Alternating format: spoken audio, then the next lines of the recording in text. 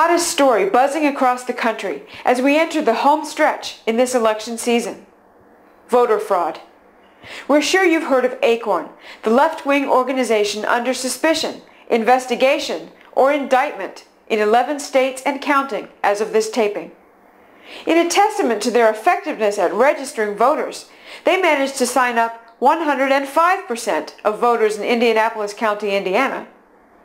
Of course, here at Blogs for Borders, we have to wonder this. How do illegal aliens figure into this mess? Well, a new study by David Simcox sheds some light on the question. The report estimates that between 1.8 and 2.7 million non-citizens are currently registered to vote in this country. Now obviously, not all of them are illegal aliens, so we called Simcox, who says his research indicates that about half are here illegally. Now don't forget that while the other half may have the legal right to be here, they have no business in a voting booth come November 4th. But that still leaves a lot of illegal aliens on the voter rolls, ready to steal yet another privilege that's supposed to be reserved for citizens.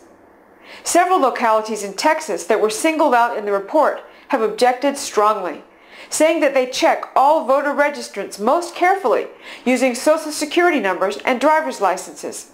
But, as Mr. Simcox notes, illegal aliens can procure either of those documents, and neither of them speaks to the holder's citizenship anyway. Tiny Starr County on the border denied they had any problem with illegal alien voters, yet couldn't explain why they had 4,000 more registered voters than applicants of voting age. But if you dare bring up the subject, all the usual suspects begin bleating about alleged racism and disenfranchising those who are not eligible for the franchise in the first place. Remember those non-citizens we were just talking about?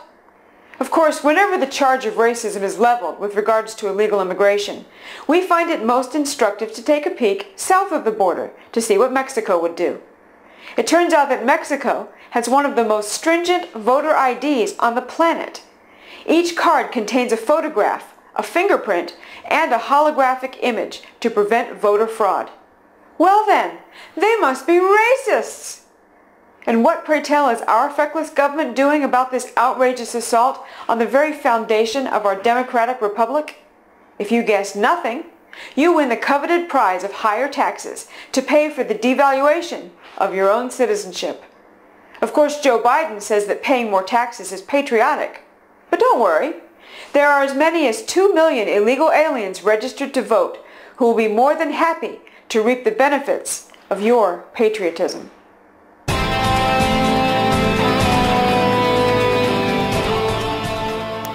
The victim, a physically disabled Waukesha, Wisconsin woman. The accused, Juan Carlos Rojas Sierra, 34, an illegal alien. The charges, second-degree sexual assault and burglary. The story. Rojas Sierra has admitted to authorities that last month he broke into the home of the victim and sexually assaulted her. Living in the same neighborhood, this lowlife had prior contact with the woman and targeted her because her physical disability left her vulnerable to his savage attack.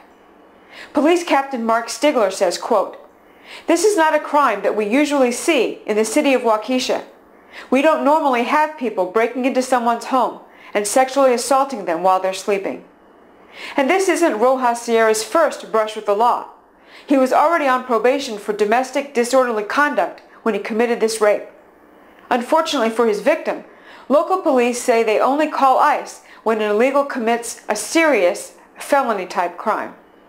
Because of course, if our government had been doing its job, getting and keeping illegal aliens out of our country, Rojas Sierra wouldn't have been here to rape a helpless, physically disabled woman on American soil.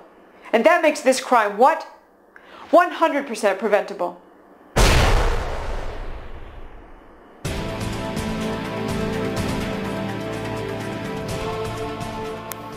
The victim, Keisha Cooper, 19, of Athens, Georgia. The accused, Abel Gonzalez Perez, 15, an illegal alien from Mexico. The charges, first-degree homicide, DUI, hit and run, underage possession of alcohol, and driving without a license. The story. On June 14th, Cooper was walking along the side of an Athens, Georgia road when a drunk Gonzalez Perez struck her with his pickup truck and left the scene. The only witness? Cooper's 3-year-old son, Roger. The mother and son were walking home from a local convenience store. Gonzalez Perez was arrested a week later at the apartment complex where he lived after police found a damaged pickup truck that matched debris from the scene of the hit and run. He told police that he had run into a tree. Last week, a judge denied bail, saying that the 15-year-old is a flight risk and would likely flee to Mexico if released. He also noted that Gonzalez Perez had been working at the Pilgrim's Pride poultry plant under an assumed name. Of course, if our government had been doing its job, getting and keeping illegal aliens out of our country, this 15-year-old wouldn't have been here, working illegally, using fraudulent identification, driving without a license, driving drunk. He wouldn't have been here, period. And that means he wouldn't have been here to smash into Keisha Cooper and flee, leaving her to die on the side of the road in front of her 3-year-old little boy. And that makes this crime what? 100% preventable.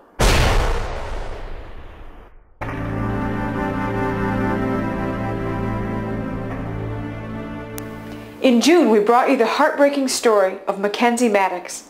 The 6-year-old was hit and killed by Jose Rodriguez, who was driving without a license and had been deported and re-entered the country illegally earlier this year. Last week, Rodriguez was sentenced to serve 9 months for killing a little girl in a country where he wasn't supposed to be in the first place. We're outraged, but nothing like Mackenzie's mom, who lit into this irresponsible, law-breaking bum. Quote, "This is what happens when you are here illegally. You don't follow the rules. This is crazy. It's absolutely nuts. For killing somebody. She had to go to the bathroom. Now she's dead." And the final layer on this crap sandwich? You guessed it. The punishment of deportation.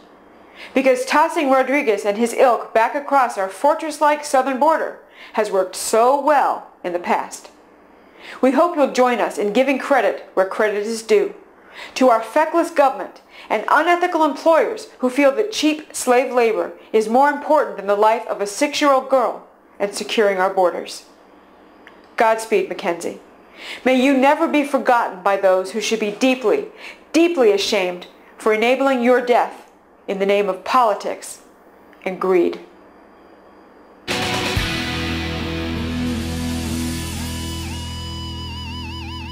Thanks for clicking in to this week's episode of the Blogs for Borders Video Blog Burst. Electric bill? Check. Phone bill? Check. Credit card bill? Check. What's that? You've sent money in for everything you don't want cut off except Blogs for Borders? Well, what are you waiting for? Run, don't walk, over to freedomfolks.com and click the Support Blogs for Borders button before the set goes dark on the show that brings you the latest news on illegal immigration. And until next week, be vigilant, be vocal, and be unrelenting. We've got a country to save.